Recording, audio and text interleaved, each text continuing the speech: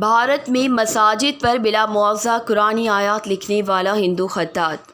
حیدرآباد دکن بھارت میں ہندو خطاط انل کمار چوہان قرآنی آیات اور احادیث کو اب تک 200 سے زائد مساجد کی محرابوں اور دیواروں پر دلکش انداز سے تحریر کر کے عبادت گاہ کی زیب و زینت کو چار چاند لگا چکے ہیں اور وہ اس کام کا معاوضہ بھی نہیں لیتے۔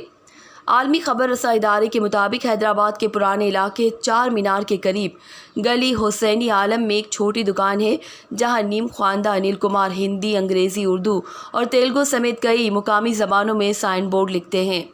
انل کمار کی خاص بات اردو اور عربی زبان کے حروف تہجی کو خوبصورت انداز سے تحریر کرنا ہے جس میں اسلامی تاریخ اور ثقافت کا رنگ بھی آ جائے۔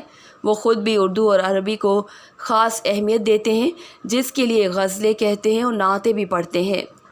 انل کمار مذاہب کے درمیان رواداری اور بھائی چارگی کے حامی ہیں، اس لیے اب تک 200 سے زائد مساجد میں قرآنی آیات اور احادیث بلا معاوضہ تحریر کر چکے ہیں۔ تاہم اب ان کی مانگ اور وقت کی اہمیت کو دیکھتے ہوئے مسجد انتظامیہ انہیں کچھ نہ کچھ نذرانہ زبردستی بھی پکڑا دیتی ہے۔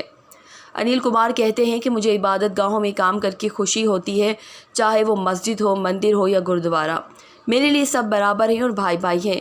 تاہم ایک بار کسی نے ہندو ہونے کی وجہ سے مسجد میں داخل ہونے سے روک دیا تھا۔